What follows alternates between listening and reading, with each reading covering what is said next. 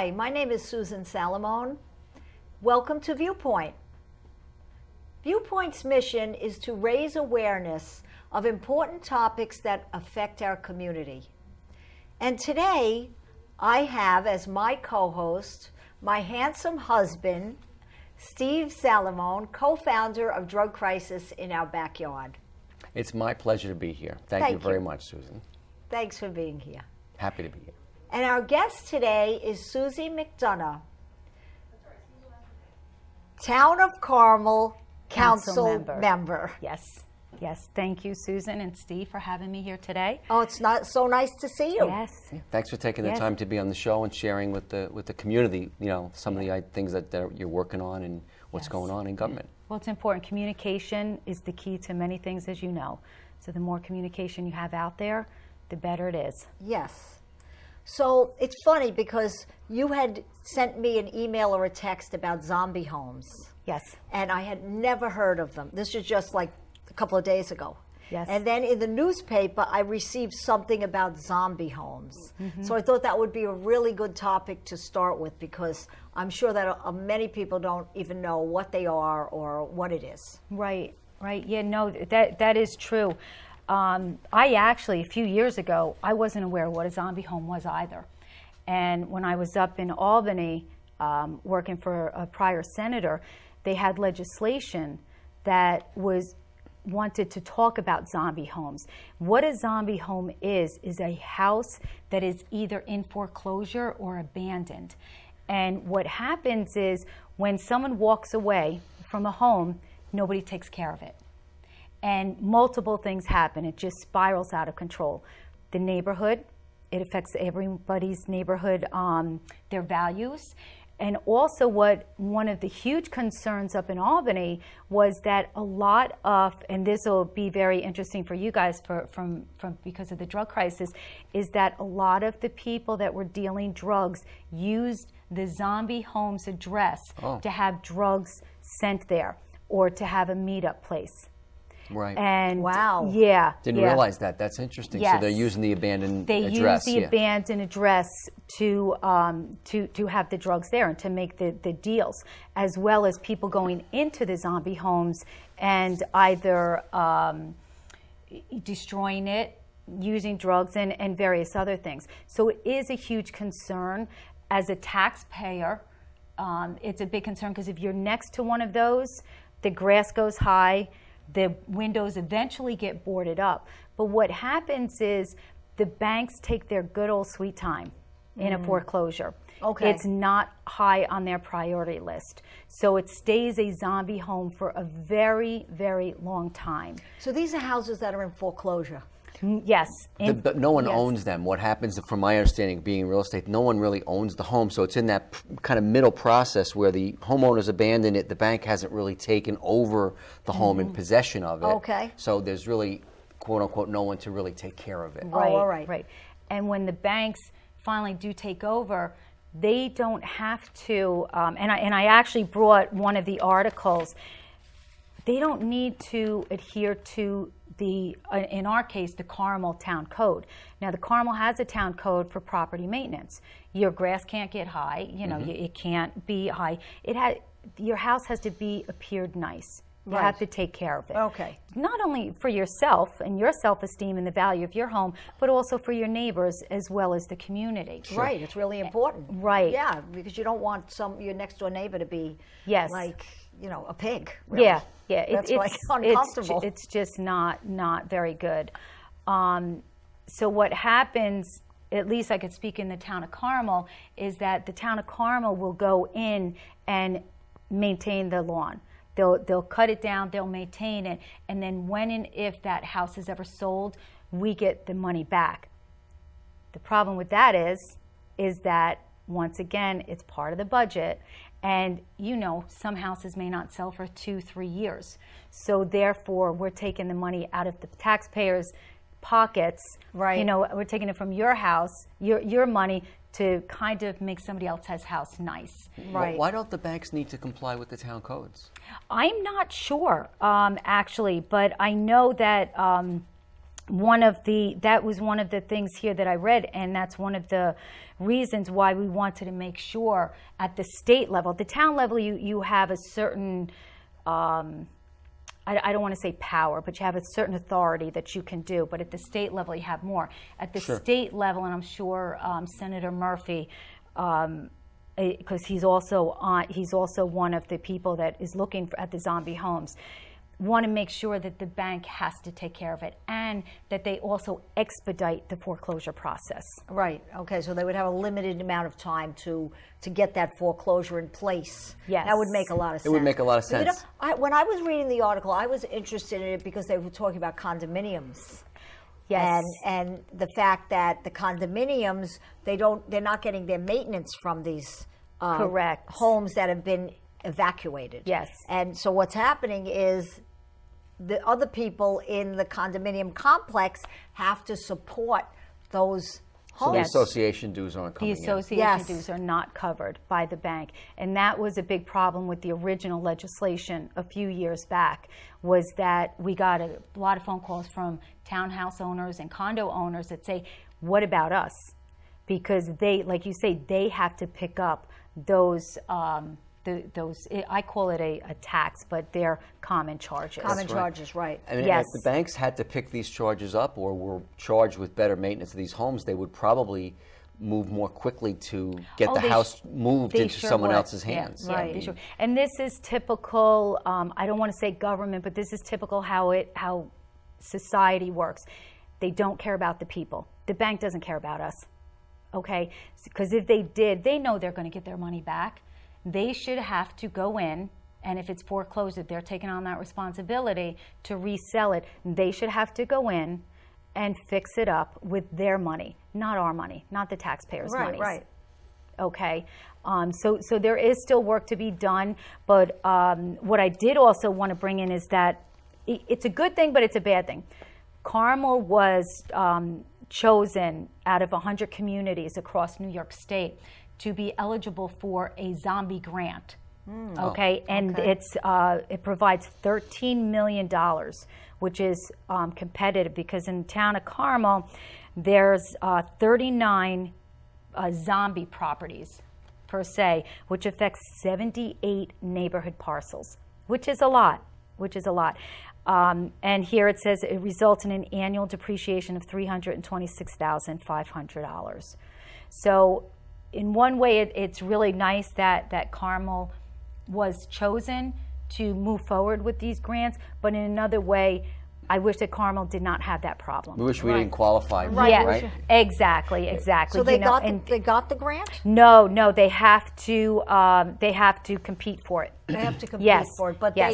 they have qualified. They've gone through the first step. Yes, yeah. Of being able to even write the grant. Now. Yes, yeah, so and they can. Carmel was the only town in Putnam County that's not- that did Wow. qualify for it. I'll tell you, that's That's not- unfortunate we don't because, like I mean, that. the housing market in Putnam County in general has not rebounded that nicely, and it's still kind Yeah. of hurting. So the zombie homes are dragged to that, Yes. what we're hoping for, that revitalization of the market. They're Yes. pulling the market down. Yeah, Yeah. you know, Susie, we had our house on the market actually, and we thought that our taxes were an issue in our house because our taxes are so high. We live in Carmel, and so I was Extraordinary. There are taxes here in Carmel, Yeah. here in Putnam County, and in New York State are out of control.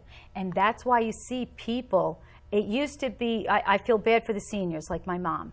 They've lived here their entire life. They raised their families, and now they can't afford to live here. But now what's happening is it's trickled down to our age. We can't afford to live here. Right. And then people like our kids, can't afford to live here. right. So something has to be done. Something has to give. Our pricing of our house, we priced our house lower Yes. to move it because of the taxes. And Yeah. that's a ripple effect of, that's really happening with Yes. what's going on now in Putnam Yeah, County. and it would be nice if we got a whole bunch of stuff for it. We did get a garbage district, That was so very you do good. You have did that. Yes. That was Yes, on your I- agenda to get that that was done. on the agenda. You did a great job with that. Yeah. And, in the beginning, a lot of people were iffy. They weren't sure. But as, what is it, the Field of Dreams, build it and they will come. Yeah. If you do something that's positive in the town, people will get used to it and, buy into it. And it was a positive thing. Well, it's working, right? It seems to be working nicely. You know what? I love it because, one, you save on garbage bags. You just throw them in, and I also like it that the recyclables are separate from the garbage. The one problem that I do see, and it is a problem, and we've worked it out with anybody that's contacted us, the older people, the garbage pails are large. Oh, they're huge. And the older people may have a tough time bringing it out. They only have one bag. So we have worked with the carter. Anybody that's called the office supervisor Schmidt has worked with the people. So I think it's been positive, and it has certainly worked well for this town. And like you say, everything is uniformed, which is also nice. Right, a step in the right direction. Yeah, I think yes, so. It yeah, is. It even this is crazy, but the garbage cans outside on the street, they're all the same, rather than everybody having their own kinds of garbage cans. Yeah, and the lids are attached, so they're not flying all over the place. The raccoons can't get in the lids. Not just the white picket fences. Yeah, right? I know. Right, exactly. Yeah, exactly. But so what are I know that you're running for Assemblywoman in the 94th District. I am, and I'm very excited about it. Yes. There will be a Republican primary September 13th. Oh, okay. And, I grew up here my entire life. I've been here for 55 years. Wow. And yeah. Wow. And also I'm going to be a grandma. Oh, wow. Congratulations. Yes. So I'm thrilled about that. So what's some of your ideas about the taxes? I think the taxes in this county are the biggest problem. They are. A lot's with the school as well as the town.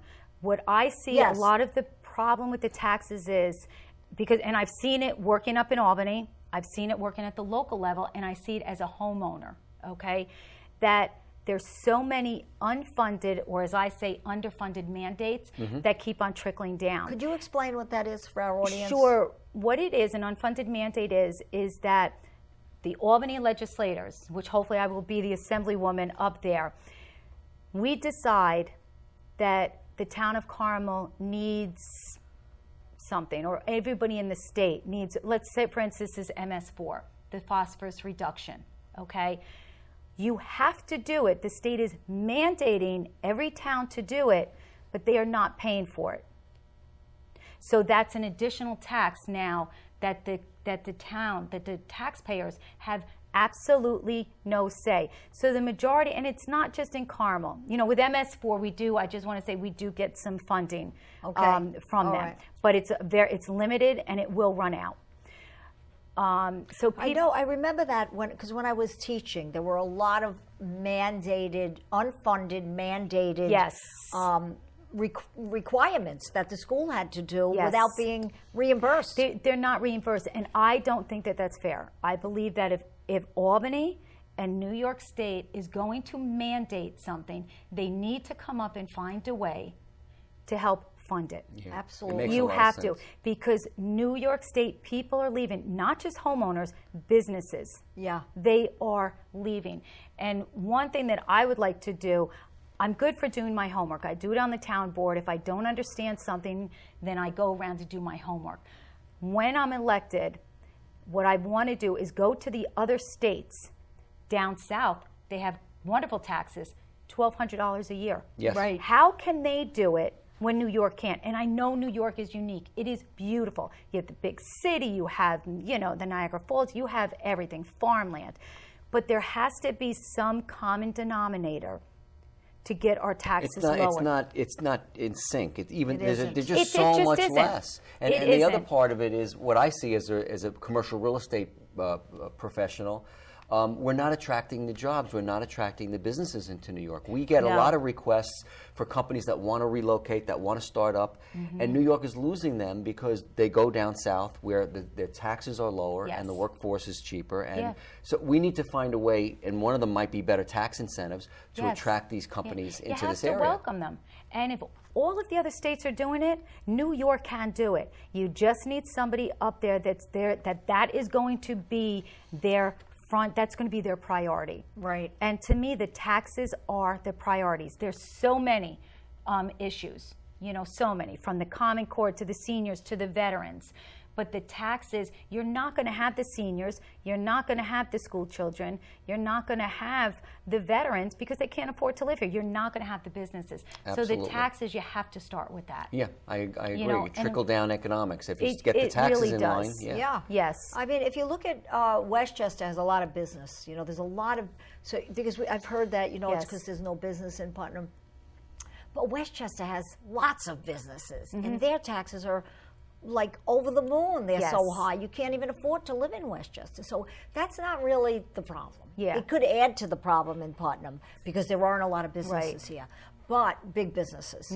But it isn't the problem because Westchester's having the problem. Yes. Much worse than us. The taxes are very, very high there, and they do have a lot of And business. they do have businesses. They have a lot Yeah. of businesses. Yeah. And the schools are like the worst culprit. The school taxes are astronomical. It's so tough, and I'm all for education. I think that is the key to our future is education.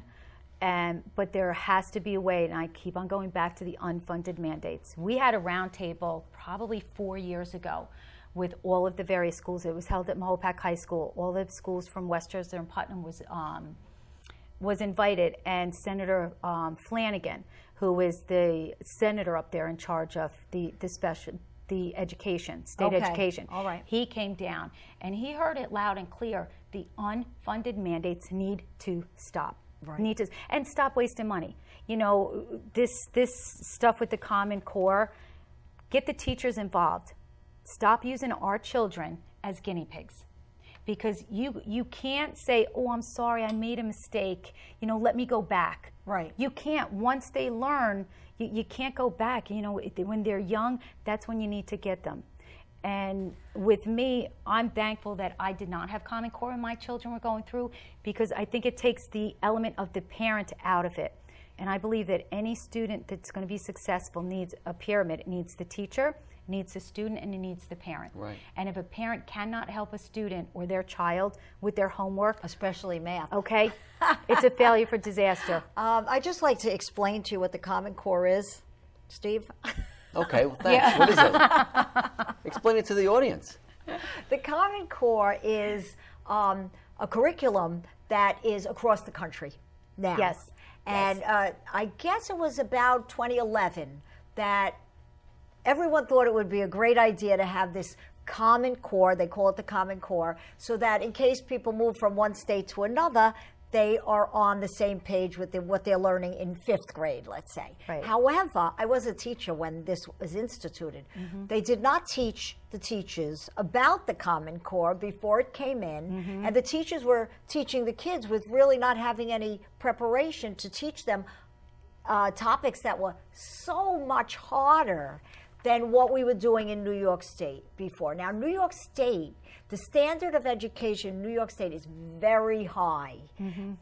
And so for the Common Core to be so much higher than that, it's amazing that anyone's learning anything in some of these other states. I know. Really, because the math, I was teaching math to Okay. elementary school kids. It was so hard that the 5th grade teachers, I was a consultant. I was a math teacher, but I was a consultant to them. So I would Okay. sit in on their meetings. Yes. And we would have to figure out how to do the problems that we were giving these 5th graders. Yeah. Okay. It's That's crazy. unbelievable. It is nuts. It's just wrong. It As is. you know, And every the parents can't do them. The parents can't. do You not can't. understand. I was doing long division, and it's like, no, Mom. I said, but it's the answer, hon. No, it's wrong. And I'm just like, no, it's not. But as you know, and everybody in the audience knows, that as well as adults, children, everyone learns differently. Some people learn verbally. Some people, I'm a hands-on learner. At the town board meetings, I have the chief of police, to try and explain something to me and says, Mike, can you do me a favor and just write it all out for me? A little map. As soon as he does, I get it. There's all different ways of learning, and with Right. the Common Core, you can't. There's one way. Right. And it's just not fair. It's just not fair all around, to the parents, to the teachers. The But teachers, again, they wanted to evaluate the teachers based on the student scores on these state tests. They've eliminated that, thank God, because that's another have crazy, to. crazy idea. Yeah, my daughter's a special ed teacher, and you can't take a student who's in special education, and you can't take an honor student give them the same test them and the say, same you know test. what, I'm going to grade you on how you do. It's just wrong. It just adds anxiety to the children, which they do not need. Right.